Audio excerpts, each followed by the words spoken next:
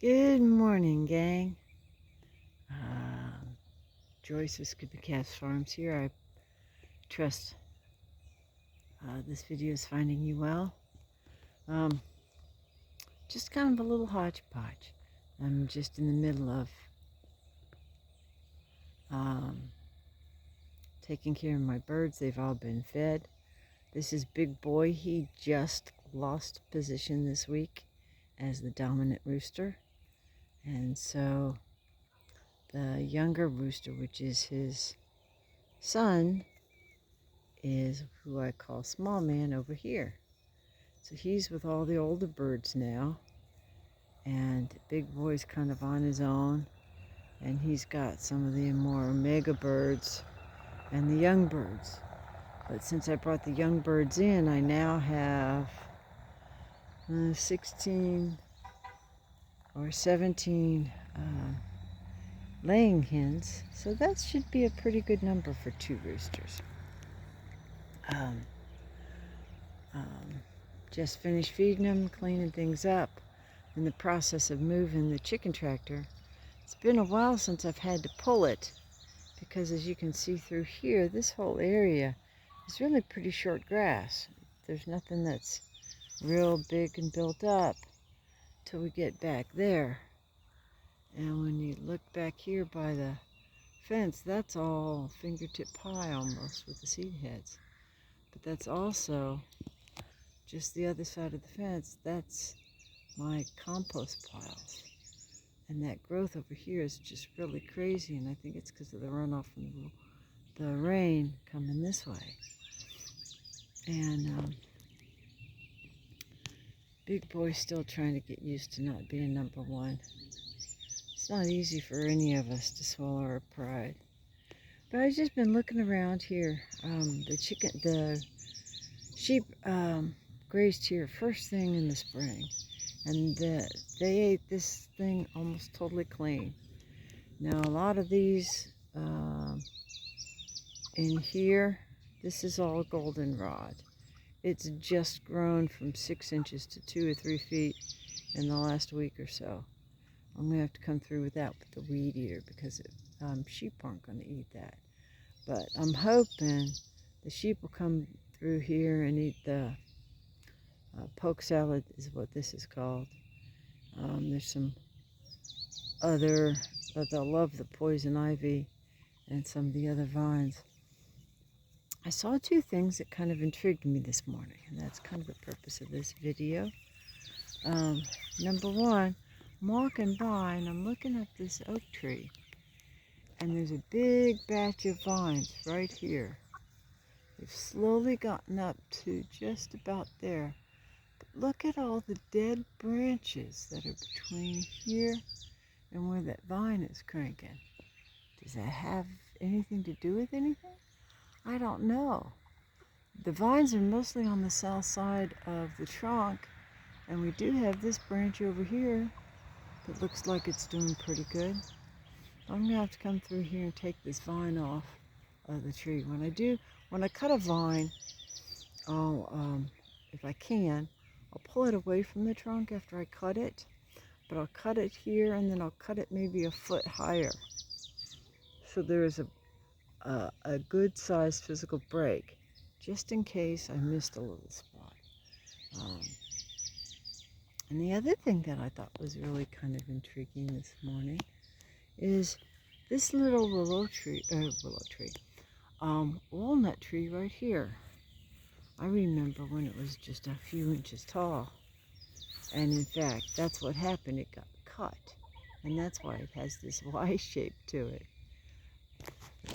This, when it got cut, was down here when it was really tiny.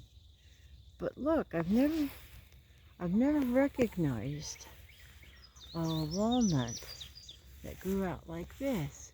It looks like blooms, and it's just off the end of a regular branch,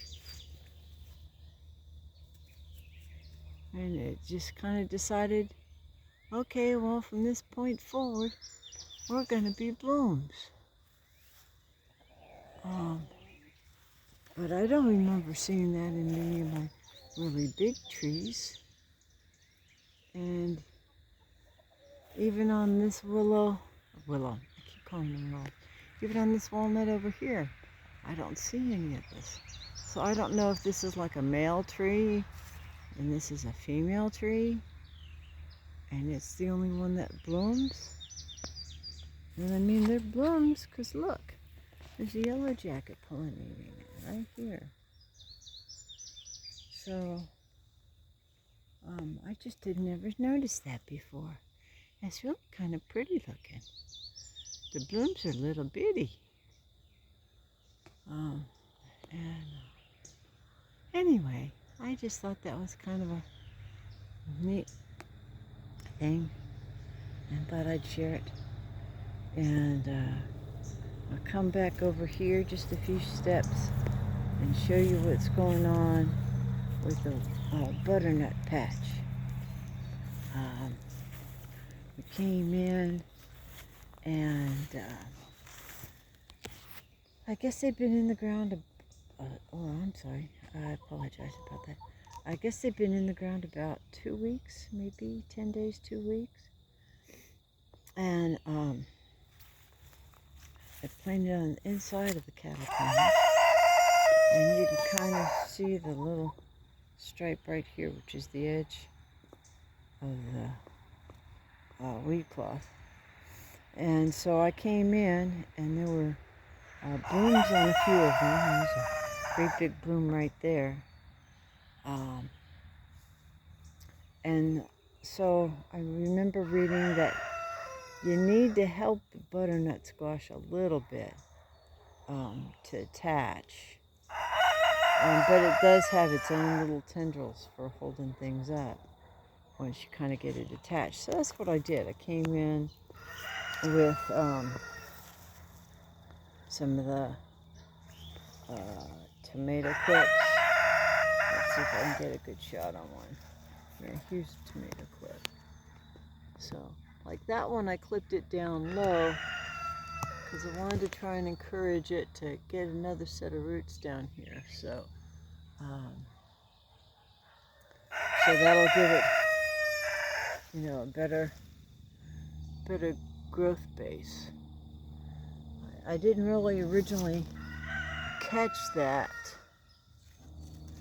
and so I was a little uncomfortable and kind of prayed about it. And then I saw on one of the vines it was doing that naturally.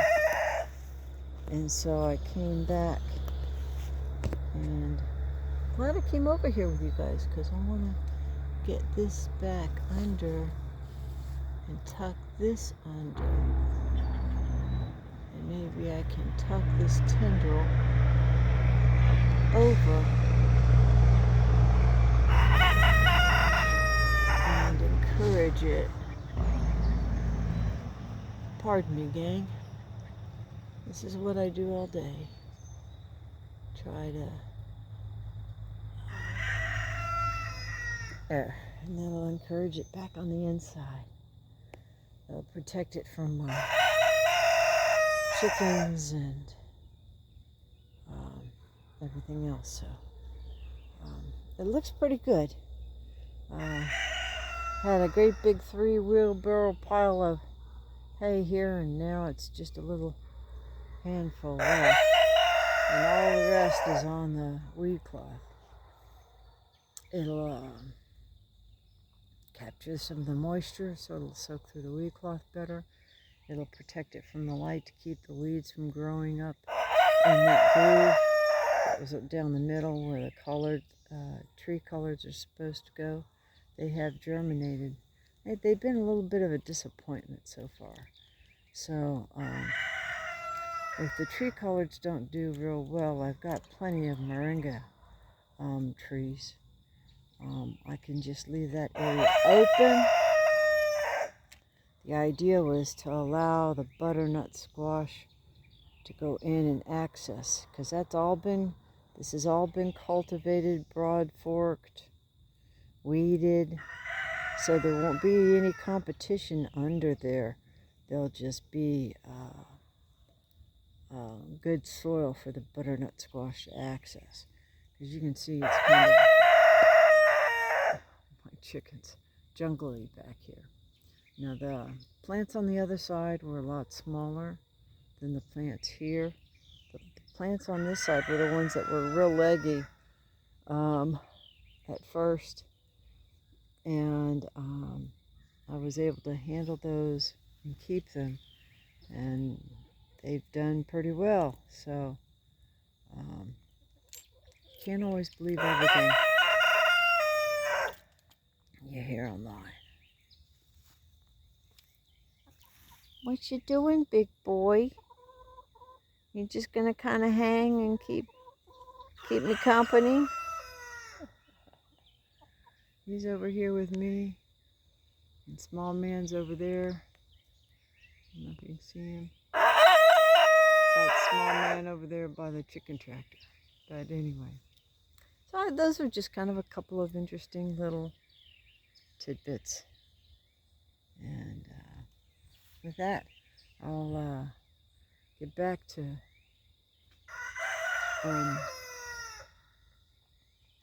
moving my chicken tractor.